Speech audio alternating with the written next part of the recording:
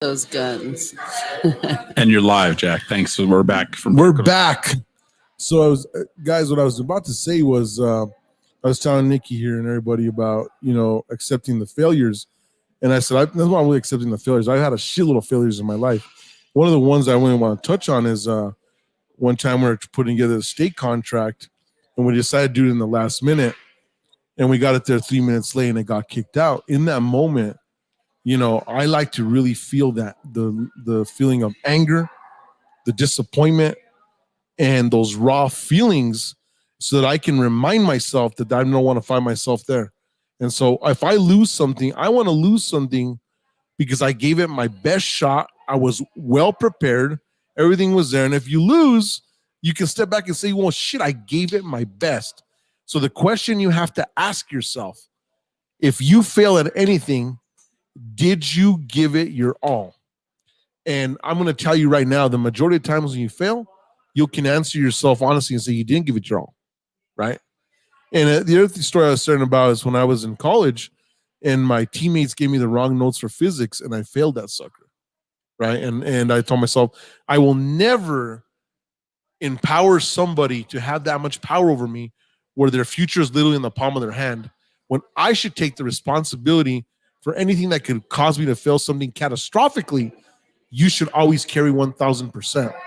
And I also wanted to comment on, he's probably not online right now because we had this blip, but Justin had this, you commented on the podcast about, I think you're letting people, emotions and stuff affect you. And I'm going to tell you this right now. Think of yourself standing in the rain without a raincoat, and then the rain hits you and you're just standing there. Well, then you're going to get pretty wet. But if you put on a raincoat or you got an umbrella, depending on the size of the storm, that water's not going to really affect you. What you're actually doing is you're enabling those humans to have control over you and your emotional process. Because when I sit down, there could be 10 negative fuckers around me. I don't give a shit. I'm not going to listen. I'm going to listen to the road noise, but I'm not going to partake, right? How many times have you ever been in where you're in a group setting and someone's like, this is my song, and the song just sucks? Well, do you throw a fit? No. You got to listen to the song and say, well, shit, this is my genre. And that's exactly it. I think ultimately you got to learn not to tune into negativity, period. So whatever your music, if it's hip hop, tune into the hip hop station. If something else is playing on the radio, then tune into your mind. But ultimately, if you're going to immerse yourself into what's the negativity, you're not going to, it's going to totally fuck you up. You know what I mean? What you focus on, you get more of. Yep, exactly. What we talked about, right? Mm-hmm. I love it. I love it. I don't know if the last podcast or the last video caught it, but the last thing that I had asked Jack is winners win and losers win, and staying consistent. So even in times of those moments that you just talked about, even when your bid was too late, which I told you that I've had those experiences, is you kept moving. You let it affect you. You went through whatever,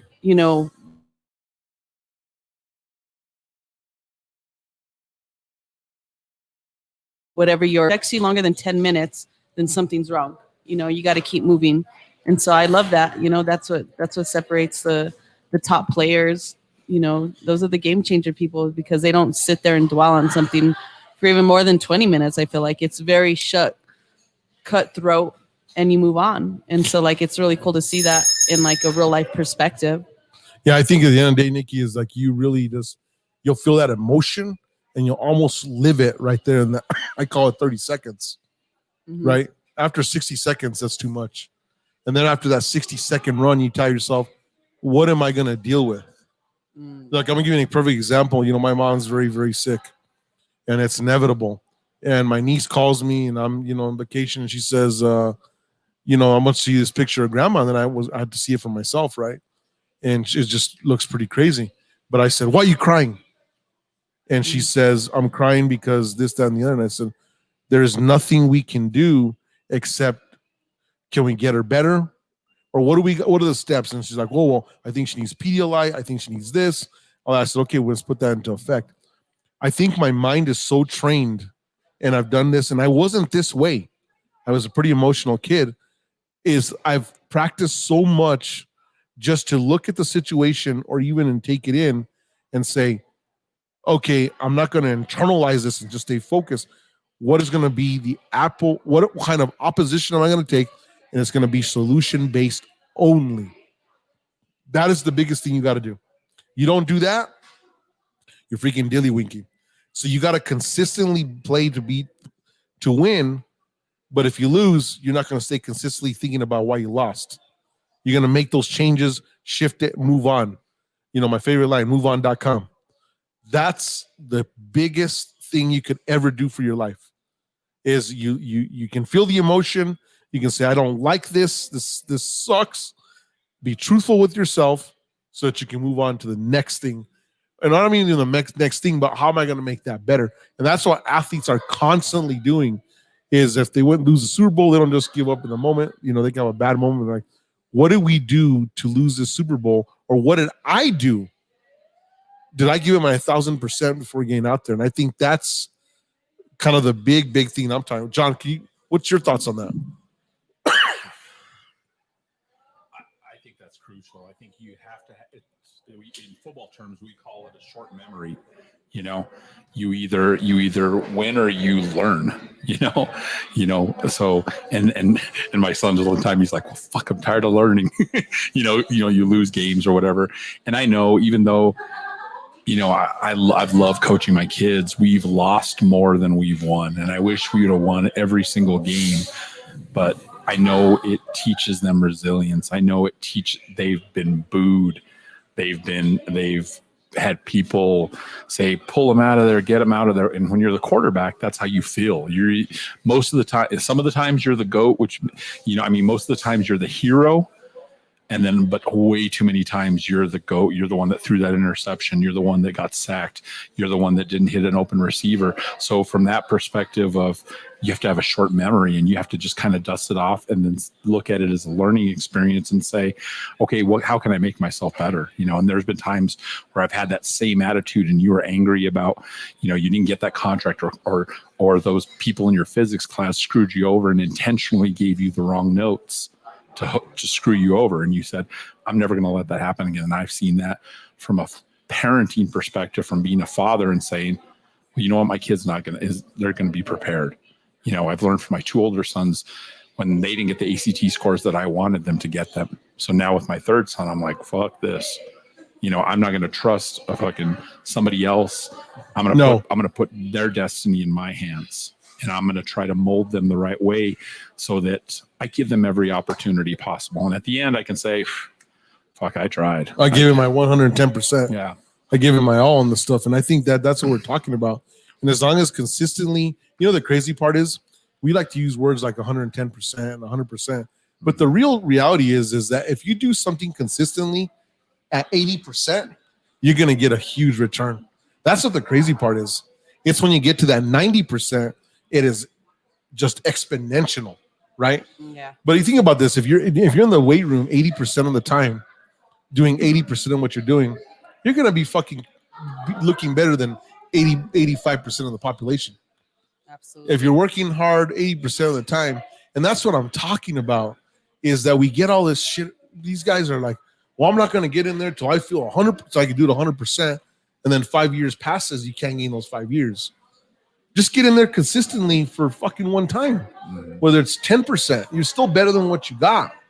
And I think that's where we're all lost. And this is where, in my perspective, I'm talking from my perspective, is that there's no reason that I should not be walking into the grill every moment and just being beyond an elite phenom with the knowledge and the stuff that I have.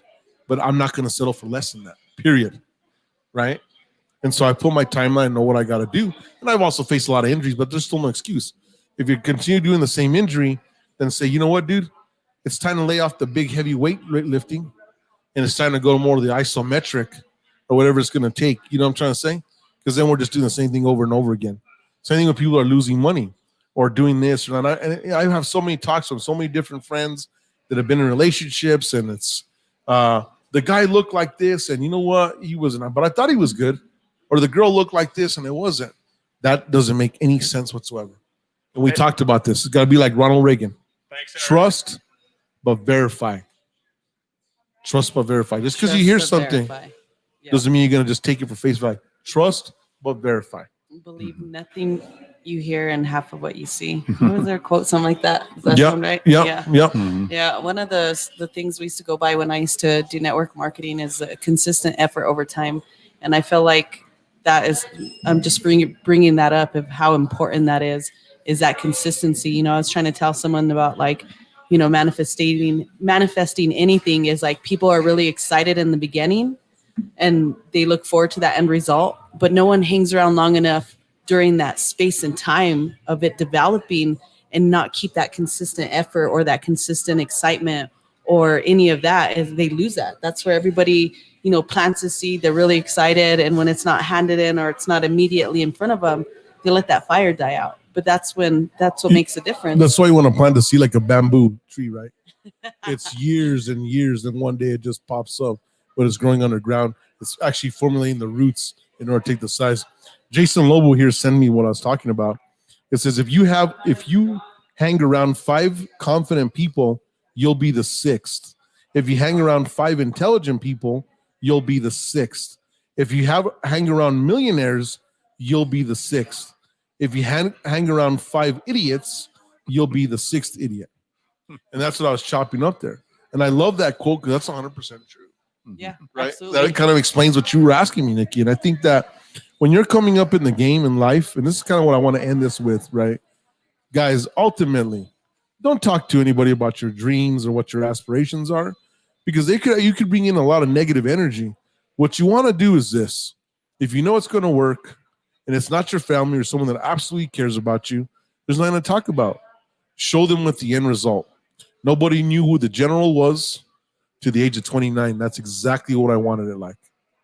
And so when I hit the city of Albuquerque, I hit it so hard with such a huge reputation because I was already like Batman, because my whole philosophy was I don't want to tell anybody what I'm doing so that they can't build roadblocks against me. That's exactly how my mind works. It's that whole roadblock. And so be very, very weary to lay out what you're doing. Like nobody knows the shit I'm doing. If you look at my social media, I'm clowning half the time. I'm showing you the end result from 10 years ago, not what I'm working on right now. You see what I'm trying to tell I you? love it. But so many people are like, I want to show you what I'm doing right now so I can feel good about myself. All you're doing is showing your game plan. If you're going to war, you would never post up your war plan so they know exactly what your war strategy is going to be so you can get your ass kicked. So I think one of the things is, again, you want to move in silence. Number 2, don't take shit too serious because life's not that serious, believe it or not. And number 3, what do you think the number 3 is, Nikki? Consistent. Consistency. So you could do something very consistent, you're going to see that result. But guys, I'm sorry for all the brownouts here, but that's what we got to deal with. But I hope you got something out of this show. Love to hear you guys. Throw me a DM. You want to anything you want to hear next podcast? I'd love it. But we're out, guys. You guys have a good evening. Excellent. Okay, great. Bye. All right, bye-bye.